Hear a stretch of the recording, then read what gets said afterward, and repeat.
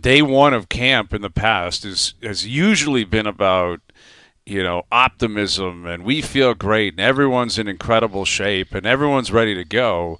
And that was not the case yesterday with John Schneider speaking to the media based on, the injury reports that came out that I was not anticipating. I'm not sure anyone was.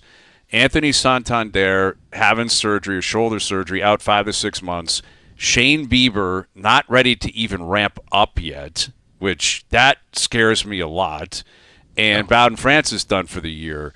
The first two in particular really pop. So, all things considered, short off season, everyone ready to rock. The hope is this team can maybe complete it this year, get back to a World Series and get over the top.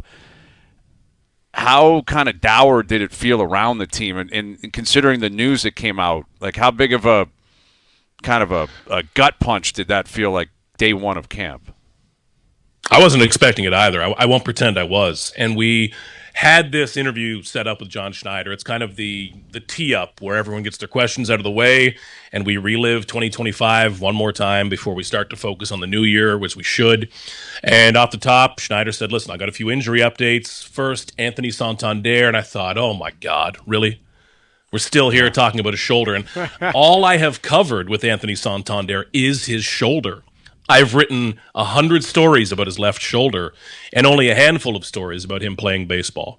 And that sucks. That's really unfortunate for the Jays and for Santander, man, because he came over from Baltimore.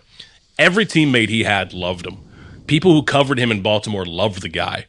But when you are injured, and in his rare healthy games last year, just wasn't good. It's such a tough start. Guys, this has been a complete mess to start Santander's Jays career. And let's say 5 or 6 months from now, let's call it 6 because that's how these things usually go. Is he going to return in August? Well, we kind of saw how that worked last year. He's a slow starter, and now you're going to try starting in August or September. I think the Blue Jays need to operate as if he's not going to contribute this year. If he does, cool. That's a cherry on top. Fantastic. This whole organization now, I think, needs to go forward as if that's going to be a 0 this year. You've got to plan that way. And what a blow, guys, because somebody else on this team is going to have a bad year. Someone else is going to get hurt or regress. Santander was supposed to be the guy that balanced that out. He wasn't going to hit 40 bombs, but he was supposed to balance that. And now that's gone, completely gone, with an injury that he dealt with all of last year. It's bad timing. It's a bad feel to that and a brutal start, man, to his Jays career on that 5-year, $92.5 million deal. It's been really ugly so far. Santander, first of all, I don't understand why he waited until now to decide that he needed surgery. I find that to be crazy. And when Bieber opted in on his contract, everyone was like, he loves the Wise Room. Toronto's amazing. This is the new era of Blue Jays baseball, and everyone's staying. That would be concerning to me as well. No, when you assess both of these things. Like, first of all, the answer on Santander, why he decided now he needed surgery, I find that to be bonkers. That's a tough one, guys, because if he'd had this at the end of last year, you're talking about him maybe missing some of camp, and he could take a run at this, Yes. Now, the answer we got from John Schneider was that he tried to ramp up in January and felt it again. So they were hoping this would go away.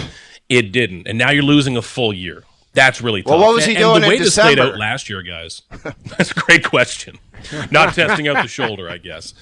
Yeah. But even last year, guys, the way this played out was strange. He fell into the bleachers, banged up the shoulder.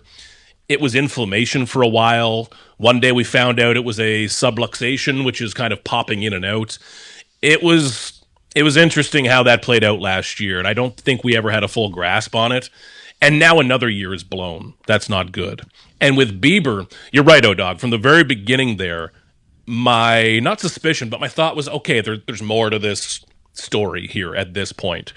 And I know that we like to talk about the Blue Jays as the only team in baseball where the players are friends and they're happy to be here. And yeah, that's great.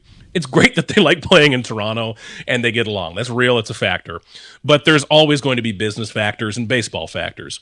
And clearly on Bieber's side of this, and I'd do the same, I'm sure, when you understand that you're dealing with a bit of fatigue, it may be a longer off season, that's got to be a factor in your decision making. And now he's going to try to come back early in the season. In a perfect world, we'll see, and make his case for free agency again, because he has a lot of money on the line. This is a huge year, high stakes for Shane Bieber. There's no option waiting for him at the end as a safety net.